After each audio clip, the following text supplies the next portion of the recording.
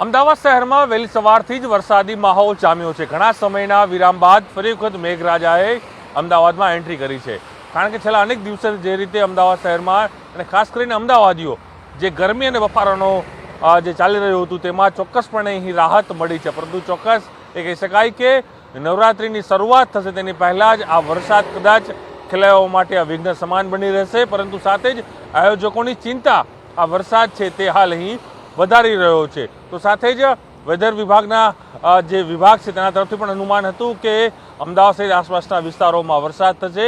અને બીજી તરફ જે કહી શકાય કે આગાહીકાર અંબાલાલ પટેલે પણ કહ્યું હતું કે નવરાત્રિના સમયે ગુજરાતના અનેક વિસ્તારો એવા છે કે જેમાં હળવોથી સામાન્ય વરસાદ છે તે જોવા મળશે। ત્યારે આજે વહેલી સવારથી જ અમદાવાદ શહેરમાં હું આપણે રસ્તા બતાવીશ। એસજી હાઈવેનું જે આપણે દ્રશ્યો બતાવી રહ્યો છું।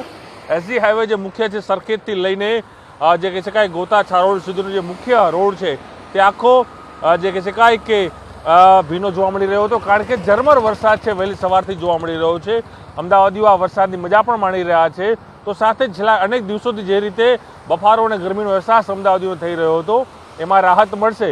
તો સાથે જ એ પણ કહી શકાય કે જે રીતે વેધર વિભાગનું અનુમાન પણ હતું અને જે વેધર આગાહીકાર છે અંબાલાલ પટેલે પણ કહ્યું હતું કે નવરાત્રિ પહેલાં નવરાત્રિની આસપાસ આ વરસાદ થશે। એટલે એ કહી શકાય કે આ જે વરસાદ જો અવિરત આ રીતે રહેશે તો ચોક્કસ આયોજકો જે છે ગરબાના એ લોકો માટે ચિંતાનો વિષય બનશે। કારણ કે અમદાવાદ શહેરમાં આ વખતે 200થી પણ વધુ આયોજકો છે અને તેઓને એ જ ચિંતા છે જો વરસાદ અવિરત રહેશે તો ખેલૈયાઓ માટે ગરબે રમવું કદાચ તે મુશ્કેલી બનશે।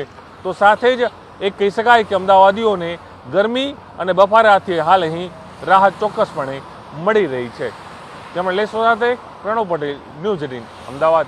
અમદાવાદ શહેરમાં વહેલી સવારથી જ વરસાદી માહોલ જામ્યો છે। ઘણા સમયના વિરામ બાદ ફરી વખત મેઘરાજાએ અમદાવાદમાં એન્ટ્રી કરી છે।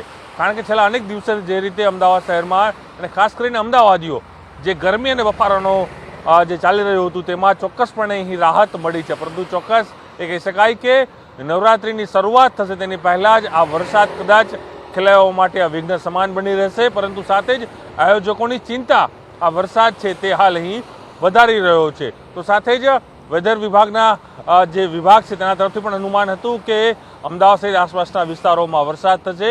અને બીજી તરફ જે કહી શકાય કે આગાહીકાર અંબાલાલ પટેલે પણ કહ્યું હતું કે નવરાત્રિના સમયે ગુજરાતના અનેક વિસ્તારો એવા છે કે જેમાં હળવોથી સામાન્ય વરસાદ છે તે જોવા મળશે। ત્યારે આજે વહેલી સવારથી જ અમદાવાદ શહેરમાં હું આપણે રસ્તા બતાવીશ। એસજી હાઈવેનું જે આપણે દ્રશ્યો બતાવી રહ્યો છું।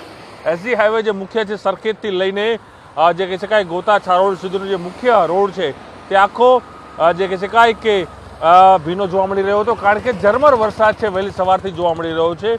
અમદાવાદીઓ આ વરસાદની મજા પણ માણી રહ્યા છે। તો સાથે જ છેલ્લા અનેક દિવસોથી જે રીતે બફારો અને ગરમીનો અહેસાસ અમદાવાદીઓને થઈ રહ્યો હતો એમાં રાહત મળશે।